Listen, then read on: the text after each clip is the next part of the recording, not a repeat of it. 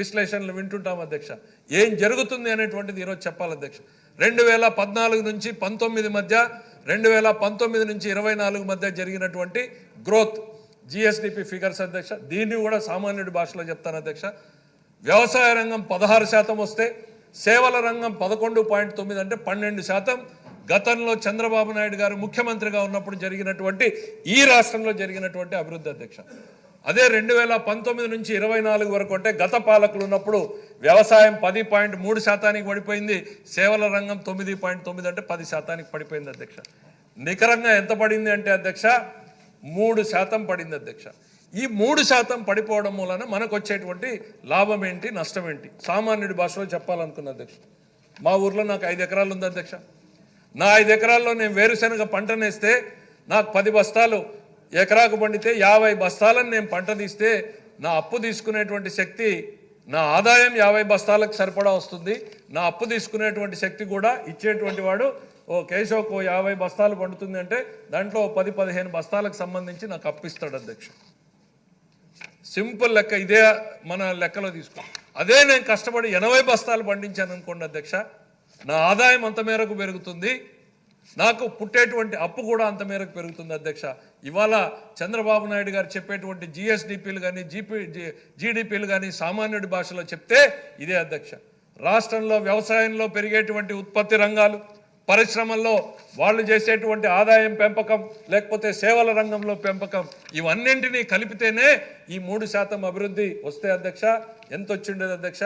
76,195 కోట్లు అదనంగా ఈ రాష్ట్రానికి వచ్చిండేది అధ్యక్ష. అది అధ్యక్ష. ఇవాళ చంద్రబాబు నాయుడు గారు పదే జీడిపిలు జిఎస్డిపిలు చెప్తే మేము కూడా గత పాలనలో ఉన్నప్పుడు ఎందుకు ఈ సంఖ్యలు అంకెలు అనుకునే వాళ్ళం అధ్యక్ష. ఆ లక్ష్యాన్ని చేరుకుంటే తప్ప మనం అందరం శ్రమపడకుండా 50 బస్తాలు పండిద్దామా, శ్రమపడి 80 బస్తాలు పండిద్దామా అనేటువంటి ఆలోచన ఈ రాష్ట్రంలో ప్రతి ఒక్కడికి రావాలి అధ్యక్ష. ఇక్కడ ఉన్నటువంటి మంత్రులు, ఎమ్మెల్యేలు అందరం కూడా ఆయన బాటలో నడవాలి. ఆయన చెప్పేటువంటి మార్గంలో బ్లైండ్గా ఫాలో అవ్వాలని నేను చెప్తున్నా అధ్యక్ష. ఆలోచన చేయాల్సిన అవసరం లేదు.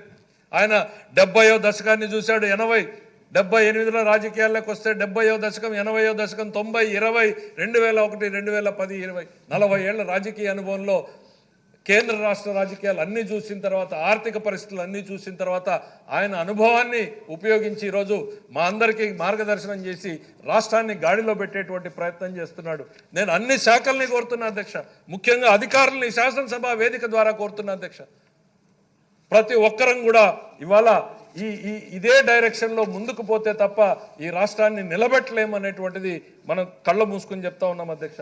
ఎప్పుడైతే ఈ ఆదాయం జిఎస్డిపిలు పెరుగుతాయో రాష్ట్ర ప్రభుత్వ ఆదాయం పెరుగుతుంది, రాష్ట్ర ప్రభుత్వానికి అప్పు కూడా పెరుగుతుంది అధ్యక్ష. అప్పు పుట్టే సామర్థ్యం, మనం ఏదైతే ఎఫ్ఆర్బిఎం లిమిట్ అంటున్నామో ఆ లిమిట్ కూడా పెరిగిపోతుంది అధ్యక్ష.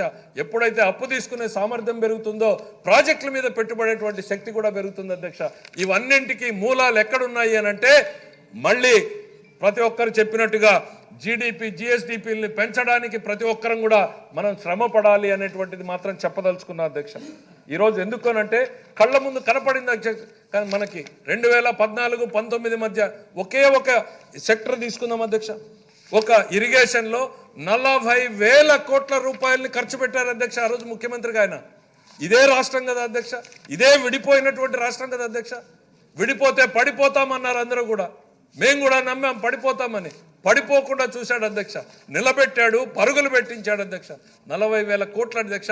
నేను చెప్తున్నా అధ్యక్ష, ఉమ్మడి రాష్ట్రంలో కూడా ఏ ఒక్క 5 ఏళ్లలో 40,000 కోట్ల రూపాయలు ఇరిగేషన్లో ఖర్చు పెట్టలేదు అధ్యక్ష. అట్లాంటిది ఇరిగేషన్లో బ్రహ్మాండంగా ఖర్చు పెట్టగలిగారు అనంటే కేవలం ఒక తపన, ఆరాటం, పడిపోకుండా నిలబడాలి, మనం ముందుకు ఎదగాలి అనేటువంటి లక్ష్యంతో ఈ రాష్ట్రాన్ని పరుగులు పెట్టించిన నాయకత్వం అధ్యక్ష. వీళ్ళు ఏం చేశారు అధ్యక్ష గత 5 ఏళ్లలో? ఇక్కడున్న ప్రతి శాసనసభ్యుడు ఇవాళ వచ్చేటువంటి అర్జీలు ఏమొస్తున్నాయి అధ్యక్ష? Irrigation irrigation irrigation. రాయలసీమ తీసుకున్నా, ఉత్తరాంధ్ర తీసుకున్నా, ఆఖరికి కృష్ణా డెల్టా, గోదావరి డెల్టా కూడా ఇరిగేషన్ రిప్రజెంటేషన్లు అధ్యక్ష. నేను గత 40 ఏళ్ళలో 30 ఏళ్లలో రాజకీయాలలో రాయలసీమలో నీటి గురించి చర్చను చూసాం, ఉత్తరాంధ్రలో చూసాం. ఎప్పుడు కూడా కృష్ణా, గుంటూరు జిల్లాల నుంచి, గోదావరి జిల్లాల నుంచో నీటి మీద రిప్రజెంటేషన్లు